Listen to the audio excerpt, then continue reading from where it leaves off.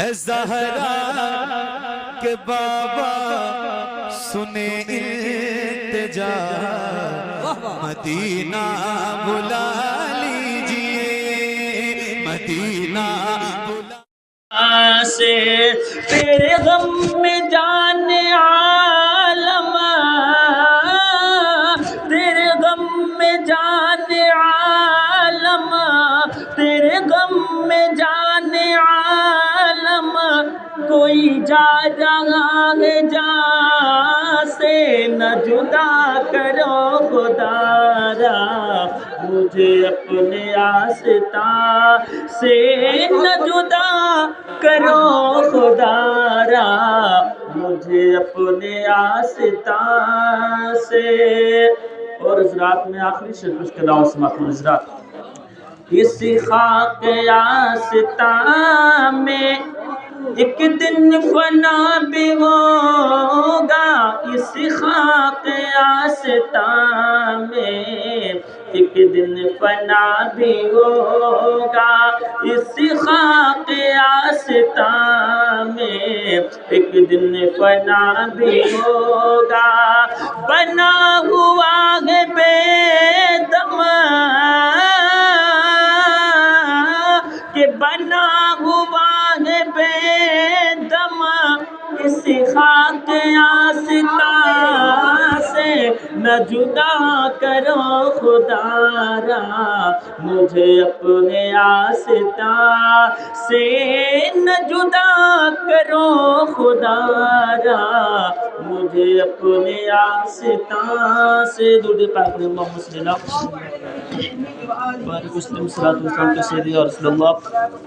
اللہ تعالی وسلم۔ حضرات، خطبہ مسنہ کے بعد میں نے ایک مشہور اور معروف آیت مقدسہ کی تلاوت کرنے کا شرف حاصل کیا۔ اللہ ارشاد فرماتا ہے وَأَتِمُّوا الْحَجَّ وَالْعُمْرَةَ لِلَّهِ، اور حج اور عمرہ اللہ کے لیے پورا کرو۔ اے میرے پیارو، اللہ تبارک و تعالیٰ نے اسلام کی بنیاد 5 چیزوں پر رکھا۔ بڑی تیزی کے ساتھ میری بات کو سماعت کریں۔ اسلام کی بنیاد کتنی چیزوں پر رکھی گئی؟ 5 چیزوں پر۔ کتنی؟ سارے لوگ بول دیں 5 چیزوں پر۔ اول کلمہ شہادت کا، پہلا اقرار کرنا اور دل سے ماننا، دوسرا نماز پڑھنا، تیسرا زکوٰۃ دینا، چوتھا رمضان کے مہینے کا روزہ رکھنا، پانچواں حج کرنا۔ جب اللہ آپ کو مال غنیمت عطا کر دے، جب آپ کے اندر اتنی رقم آ جائے کہ آپ کے نہ ہونے کے باوجود آپ کے گھر والے اپنا خرچہ چلا سکیں، تو اب اتنا مال و دولت ہے تو آپ کو چاہیے کہ حج کریں یا عمرہ کریں۔ اے میرے پیارو، جس نے روزے رسول کی زیارت کی، میرے آقا ارشاد فرماتے ہیں کہ میں ایک حدیث شریف پیش کر رہا ہوں۔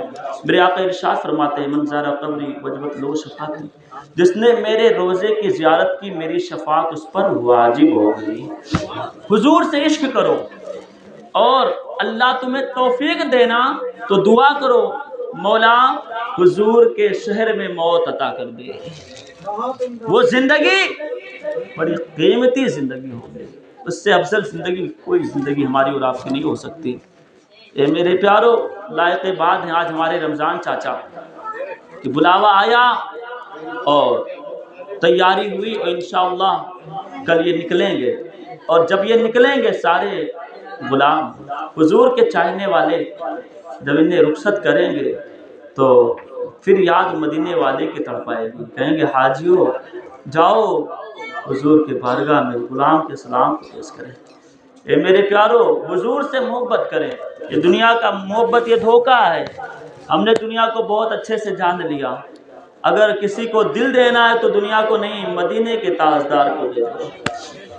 پوری زندگی کی ضمانت آمنہ کا لال لے لے گا، یہ دنیا تمہاری زندگی کی ضمانت ایک پل نہیں لے سکتی۔ جس کو تم صبح دل دو گے شام کو وہی دل تمہارا توڑ دے گا۔ ہاں، تو ایسے لوگوں سے سودا نہ کیا کرو جو دھوکہ میں چھوڑ دیں، بلکہ اگر دل دینا ہے تو مدینے کے تاجدار سے دے دو۔ زلف دیکھی ہے نظروں نے گھٹا دیکھی ہے، لٹ گیا جس نے بھی محمد کی ادا دیکھی ہے۔ اور شاعر کہتے ہیں جینے کی طرف دیکھ نہ مرنے کی طرف دیکھ، جینے کی طرف دیکھ نہ مرنے کی طرف دیکھ، جب چوٹ لگی دل پہ مدینے کی طرف دیکھ۔ اے میرے پیارو، بس آ گئی بات تو ایک بات بتا کر میں بات کو ختم کر رہا ہوں۔ آؤ دیکھو، اللہ تبارک و تعالیٰ کروڑوں احسان ہے کہ ہمیں اور آپ کو حضور کی امت نے پیدا کیا، حضور کے کلمہ پڑھنے والوں میں کھڑا کر دیا، اور ہر غلام چاہتا ہے، ہر انسان چاہتا ہے کاش ایک مرتبہ میں حضور کے روزے پر پہنچتا۔ دنیا میں یہاں ہندوستان کی دھرتی پر بھلا کے اندر رہنے کے بعد آپ اتنا تڑپتے ہیں، حضور کا نام آتا ہے، ہمارے جوان بوڑھے سب تڑپ جاتے ہیں کاش حضور کا روزہ دیکھتے ہیں۔ لیکن جیسی نیت ہوگی ویسی برکت ہوگی، اگر ارادہ مضبوط رہے گا تو انشاءاللہ ایک دن حضور بلا ہی لیں گے۔ اے میرے پیارو، آمنہ کے لال جب بلانے پر آ جائیں نا، یہ بڑے کرم کے ہیں فیصلے، جسے چاہا در پہ بلا لیا، جسے چاہا اپنا بنا لیا، یہ بڑے کرم کے ہیں فیصلے، بڑے نصیبوں کی بات ہے۔ آؤ میرے پیارو، دیکھو جب آپ حج بیت اللہ کے لیے جایا کرو تو گاؤں والوں سے معافی تلافی کر لیا کرو، اور یہاں تک کہ اپنے گھر والوں کو راضی کر لیا کرو، ماں باپ کو راضی کر کے جایا کرو، کیونکہ اگر جب ماں باپ ناراض ہو جائیں گے نا، حج پہ حج کرتے جاؤ گے، عمرہ پہ عمرہ کرتے جاؤ گے، اللہ تمہارے حج کو تمہارے منہ پہ مارتا رہے گا۔ آؤ قیمتی بات بتا دو، امام مالک کا بیان ہے، آپ بیان فرماتے نا، ایک مرتبہ گرمی کا دن تھا، بڑی شدت کی دھوپ تھی، بڑی دھیان سے میری بات کو سنیں، بڑی شدت کی دھوپ تھی، یہاں تک کہ دھوپ کی شدت سے چرندوں پرند بھی اپنے اپنے گھونسلے میں آرام کر رہے تھے، اپنے اپنے گھونسلے میں سو رہے تھے، باہر نکلنا بڑا دشوار تھا۔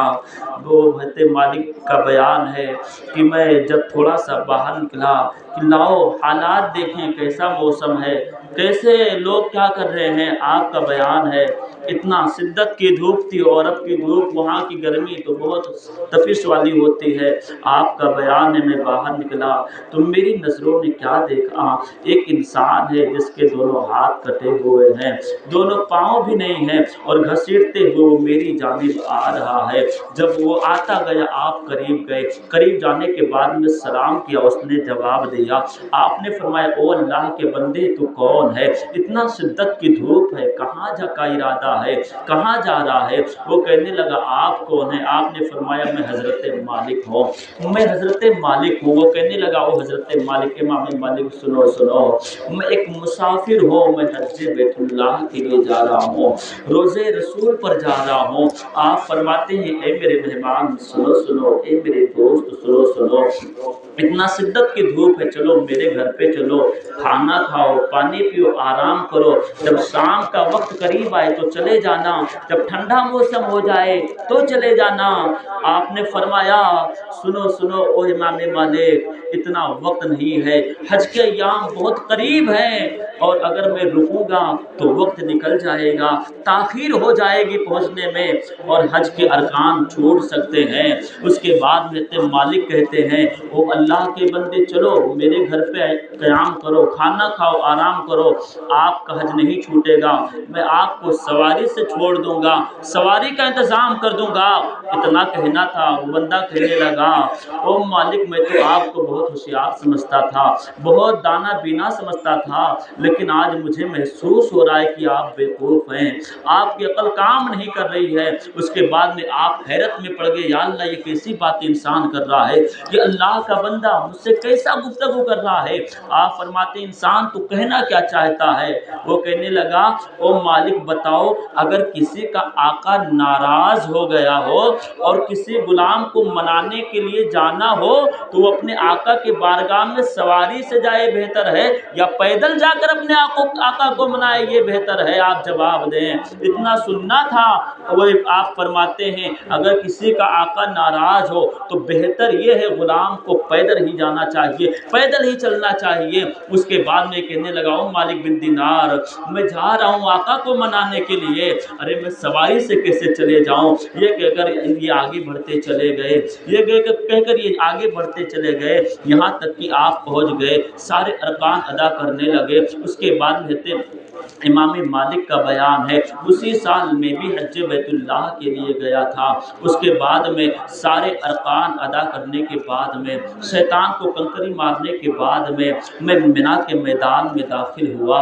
وہاں جب پہنچا تو دیکھا ایک جگہ بہت سارے لوگ جمع ہیں، بہت کثیر تعداد میں لوگ کھڑے ہیں۔ میں نے ایک بندے سے پوچھا یار بتاؤ کیوں اتنے لوگ حاضر ہیں، کیا بات ہے؟ بس جواب دینے والے نے جواب دیا وہاں ایک اللہ کا ایسا بندہ ہے، ایسے فریاد کر رہا ہے، ایسے دھارے مار کر روتا ہے جس کے فریاد کو سننے کے بعد میں کلیجہ ہل جاتا ہے، جس کے آواز کو سننے کے بعد میں کلیجہ ٹکڑا ٹکڑا ہو جاتا ہے۔ مالک کا بیان ہے میں قریب جا کر پہنچا، کیا دیکھتا ہوں وہی انسان ہے جس کے ہاتھ نہیں تھے، جس کے پاؤں نہیں تھے، گھسیٹتا ہوا میرے گھر کی جانب سے گزر رہا تھا۔ ارے وہی یہ مسافر ہے۔ اس کے بعد میں آپ فرماتے ہیں میں وہیں جا کر کھڑا ہو گیا، اس کے قریب میں جا کر کھڑا ہو گیا۔ وہ انسان بارگاہ الہی میں رو رہا تھا، عرض کر رہا تھا، بڑی دھیان سے 2-3 منٹ میری بات کو برداشت کرنا میرے پیارو۔ انسان کا بیان ہے، آپ کا بیان ہے، میں نے انسان کو دیکھا وہی انسان ہے جس سے راستے میں ملاقات ہوئی تھی، میدان میں کھڑا ہے۔ اس کے بعد میں مینا کے میدان میں رو رہا ہے اور اس کے فریاد کچھ اس طرح سے تھے، عرض کر رہا تھا اے میرے پاک پروردگار عالم، اے میرے مولا، آج سارے حاجی شیطان کو کنکر مارنے کے بعد میں مینا کے میدان میں قربانی پیش کریں گے۔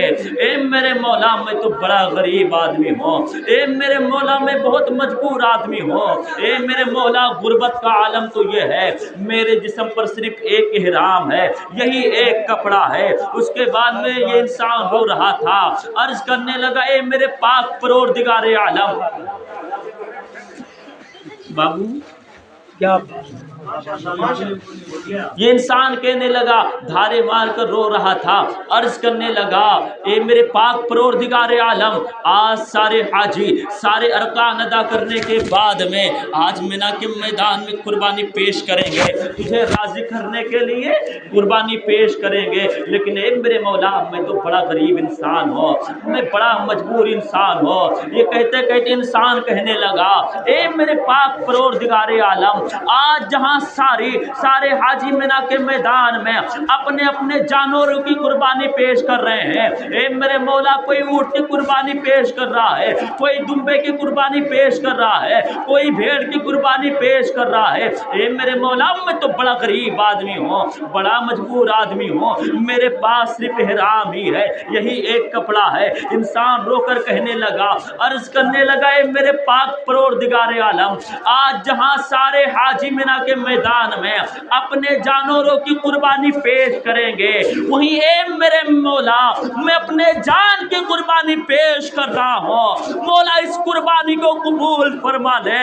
یہ نوجوان یہ انسان دھارے مار کر کہنے لگا اے میرے مولا میں غریب انسان ہوں، اے میرے مولا میرے پاس اتنا رقم نہیں ہے، اتنا پیسہ نہیں ہے، اے میرے مولا سارے حاجی آج مینا کے میدان میں قربانی پیش کریں گے، مولا اتنا پیسہ نہیں ہے، غریب ہوئے میرے مولا، جہاں سارے حاجی اپنے جانوروں کی قربانی پیش کریں گے وہیں میں اپنے جان کی قربانی پیش کر رہا ہوں، مولا اس قربانی کو قبول فرما لے۔ حضرت مالک کا بیان ہے میری نظروں نے دیکھا، اتنا دعا مانگنا ہی تب بارگاہ الہی میں حضرت ملک الموت زمین پر تشریف لاتے ہیں اور اس کے روح کو نکالتے ہیں، آسمان کی جانب پرواز کر جاتے ہیں۔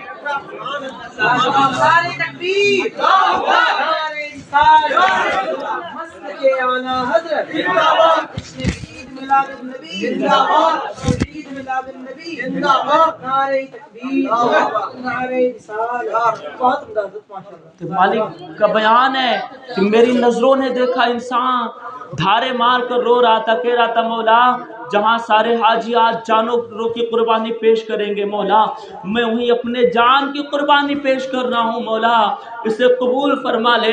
اے میرے پیارو آپ کا بیان ہے بھی دست مبارک یعنی ہاتھ زمین آپ نیچے بھی نہیں آیا تھا، حضرت ملک الموت تشریف لائے، اس کے روح کو نکالے اور آسمان کی جانب پرواز کر گئے۔ جینے کی طرف دیکھ نہ مرنے کی طرف دیکھ، جب چوٹ لگی دل پہ مدینے کی طرف دیکھ